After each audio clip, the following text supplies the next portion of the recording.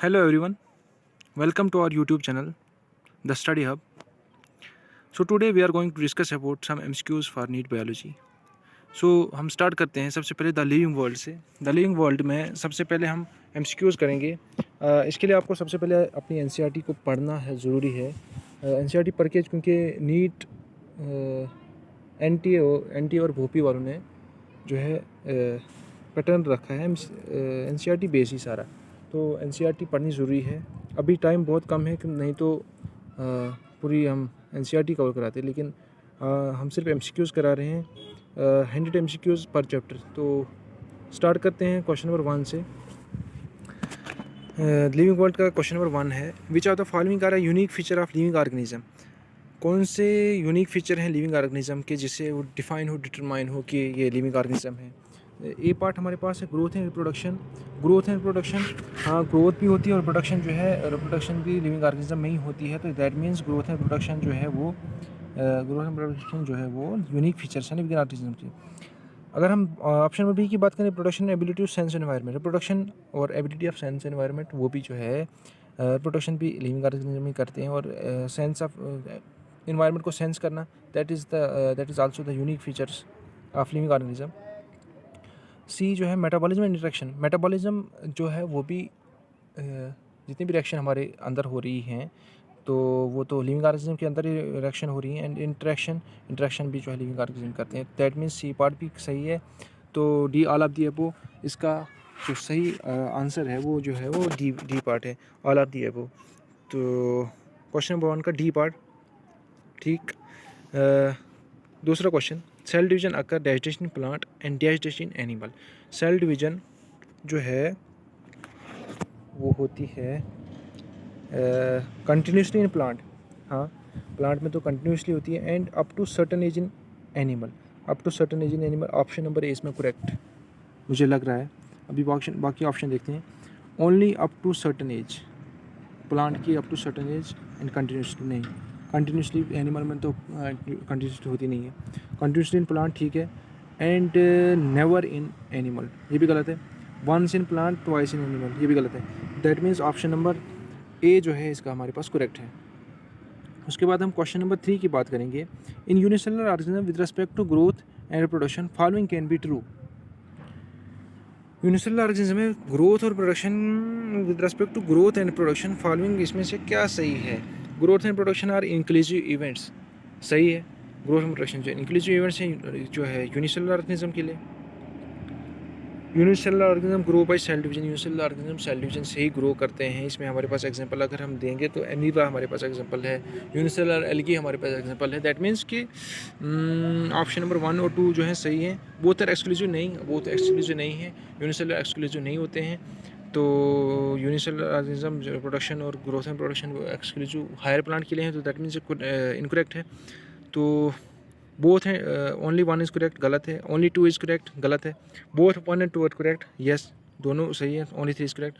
इसका मतलब कि सी पार्ट इसका आंसर है, बोथ 1 एंड 2 आर करेक्ट। अच्छा, हम क्वेश्चन नंबर 4 की बात करेंगे। In majority of higher animal and plant dash dash and dash dash are mutually exclusive event. Inclusive जो है ग्रोथ एंड प्रोडक्शन जो है इंक्लूसिव इवेंट्स किस में होते हैं, जो हमने ऊपर क्वेश्चन किया यूनिसेलुलर ऑर्गेनिज्म, इनने बोला हायर प्लांट के लिए, हायर एनिमल एंड प्लांट के लिए। हायर एनिमल प्लांट के लिए ग्रोथ एंड प्रोडक्शन जो है एक्सक्लूसिव इवेंट होते हैं। अब देखते हैं अगर ऑप्शन में हुआ ग्रोथ एंड न्यूट्रिशन, ग्रोथ तो होती है, न्यूट्रिशन नहीं होता है। न्यूट्रिशन एंड कॉन्शियसनेस और न्यूट्रिशन जो है वो एक्सक्लूसिव नहीं है। ग्रोथ तो है और प्रोडक्शन नहीं है, ग्रोथ तो है, प्रोडक्शन भी है। ग्रोथ एंड प्रोडक्शन जो है वो एक्सक्लूसिव इवेंट्स है। रिप्रोडक्शन तो है, कॉन्शियसनेस नहीं है। इसका मतलब ऑप्शन सी, क्वेश्चन नंबर 4 का ऑप्शन सी हमारे पास करेक्ट है। क्वेश्चन नंबर 5 की अगर हम बात करेंगे, नॉन लिविंग ऑब्जेक्ट्स, अब इसमें ऑप्शन देखते हैं क्या बोल रहा है। Grows from external surface by collecting substance on it. External surface से ग्रो करता है और अपने ऊपर कुछ सब्सटेंस वगैरह, मिट्टी वगैरह जैसे ग्रो करती है। सॉइल्स, माउंटेन्स पे जो है मिट्टी का जम जाना, मतलब डिपॉजिट हो जाना मिट्टी का, तो that is option number 1 is correct. Grows from internal surface like living, नहीं, इंटरनल सरफेस से तो ग्रो करती नहीं है। Non living objects don't grow at all, grow करती नहीं है, लेकिन ग्रो करती है क्योंकि सॉइल जो है माउंटेन्स पे वो बढ़ती है, तो दैट मीन्स ग्रोथ हो रही है। तो ऑप्शन नंबर ए इसमें करेक्ट है हमारे पास। अब ऑप्शन नंबर ए, तो which are the following option is correct? Only one is correct, ठीक, एक करेक्ट है। ओनली टू इज़ करेक्ट, नहीं ये गलत है। ओनली थ्री इज़ करेक्ट, नहीं। ऑल करेक्ट, नहीं। Only one is correct. इसमें ऑप्शन हमारे पास ओनली वन इज़ करेक्ट हो जाएगा। In multicellular organism dash dash refer to the production of progeny processing feature more और less similar to those of parent. In multicellularism growth refer to the production of progeny, growth से तो production of progeny होगी नहीं। Option number B reproduction, in multicellular reproduction refer to the production, reproduction से ही progeny आती है, तो that means reproduction, answer सही है। मेटाबॉलिज्म से तो मेटाबॉलिज्म हो रहा है, तो इसका मतलब ये नहीं प्रोजेनी वो प्रोवाइड प्रोजेनी उससे होगी। रिप्रोडक्शन जो है वो यूनिक फीचर है जिसकी वजह से प्रोजेनी आगे बढ़ती है। और कॉन्शियसनेस तो ये भी जो है इसका ऑप्शन नहीं है। तो क्वेश्चन नंबर 6 का हमारे पास जो है वो बी पार्ट है, आंसर बी जो है, आंसर बी पार्ट है इसका। अगर हम बात करेंगे अब question number 7, the fungi the filamentous algae the protonema mosses of easily multiplied by. Fungi और फिलामेटस ये हमारे पास चैप्टर नंबर 2 में जो है ब्रायोफाइट के एग्जांपल हैं। Filament of algae the protonema of mosses is easily multiplied by. अगर ये आपने पढ़ा है तो फिर आपको ये इसका ऑप्शन समझ आएगा। बडिंग से तो नहीं होता है, फिजन से भी नहीं होता है, रिजनरेशन से भी नहीं होता है, फ्रेगमेंटेशन से होता है। Fungi the filamentous algae protonema of mosses easily multiply होती है फ्रेगमेंटेशन से। अगर हम क्वेश्चन नंबर 8 की बात करेंगे, विच of the following factor excuse affect reproduction in seasonal period both plant and animal. कौन से ऐसे फैक्टर जो है वो अफेक्ट कर रहे हैं प्रोडक्शन इन सीजनल पीरियड को प्लांट और एनिमल में?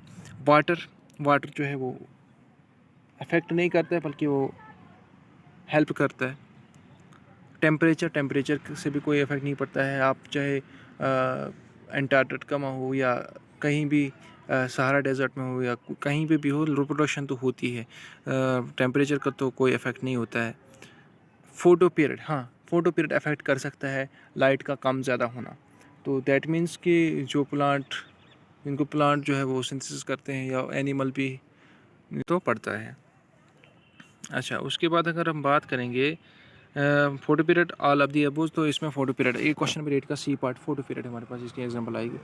The sum total of all the chemical reaction occurring in our body is known as. हमारी बॉडी में जितनी भी रिएक्शन होती हैं उसको हम क्या कहते हैं? Metabolism, growth, regeneration, production. Growth तो नहीं बोलते हैं, रिजनरेशन भी नहीं बोलते हैं, प्रोडक्शन भी नहीं बोलते हैं। तो दैट मीन्स मेटाबॉलिज्म जो है वो sum total of all the reaction occurring in our body, उसको हम बोलते हैं metabolism. Which of the following term is used to refer the number of varieties of plant and animal on earth? कौन सी ऐसी term हम use करते हैं जिससे हम जो रेफ़र करते हैं number of varieties of plant and animal on earth, तो उसको हम बोलते हैं biodiversity.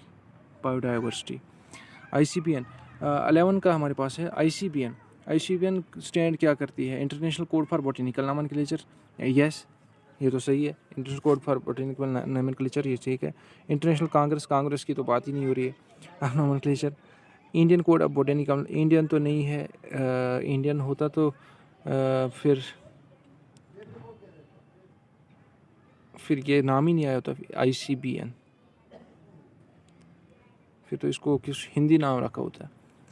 Indian congress of biological name नहीं, तो option number A international code of botanical nomenclature इसका सही है। Binomial nomenclature means one name given by two scientist, नहीं ये गलत है। One specific name consist of generic and specific epithet. Option number B, एक तो जेनरिक होता है एक स्पेसिफिक होता है, तो दैट मीन्स बायोनॉमिकल नॉमेनक्लेचर एक स्पेसिफिक नेम है एक जेनरिक नेम होता है। एक तो स्पीशी का नाम है एक जीन्स का नाम। Two names are landslide other than of a person, नहीं ये भी नहीं है। Two names of same plant, नहीं। अच्छा, in printed scientific name only dash dash is capitalised. Printed scientific name only the class, species, genus, species is capitalized। species इसका 14 का हम देखते हैं 14 का क्या आंसर है। टैक्सोनॉमी हायरार्की इज 14 का D part. Each category of taxonomy hierarchy refer to as a unit of classification, ये तो ठीक है। 13 का हमने देखना था। जेन्स इज कैपिटलाइज्ड, ठीक है, जेन्स इज कैपिटलाइज्ड। अच्छा, उसके बाद each category of taxonomic hierarchy refer to as unit of classification. ये तो सिस्टमेटिक में क्लासिफिकेशन जो है, टैक्सोनॉमिक हायरार्की जो है वो यूनिट है किसकी, क्लासिफिकेशन की। Systematic refer to the identification classification of plant and animal, nomenclature and identification of plant and animal, diversity of kind of organism and their relationship, different kind of organism and their relationship. Systematic refer to the, I think A part इसका सही है, identification classification of animal। तो check करते हैं, मुझे इसका doubt है। इस study of diversity of organism that compare, नहीं सॉरी, मुझे पता नहीं था इसका जो है वो diversity of kind of organism and their relationship, C part 15 का सी पार्ट इसका आंसर है। सो गाइस, आज का इतना ही। कल से हम न्यू वीडियो के साथ आते हैं और उसमें आपको कम से कम 50 क्वेश्चन मैं कल कराऊंगा आपको। आज का इतना ही। NCERT पढ़ के आना है, तो उसके बाद ही आपके क्वेश्चंस हो जाएंगे, उसके बाद ही आपके क्वेश्चन निकलेंगे। तो गाइस, मिलते हैं अगली वीडियो में, तब तक के लिए ओके बाय। बने रहें हमारे साथ, हमारे यूट्यूब चैनल को सब्सक्राइब करें, शेयर करें और हाँ, मेहनत करें। तब तक के लिए चलो मिलते हैं कल नई वीडियो के साथ। अल्लाह हाफिज़।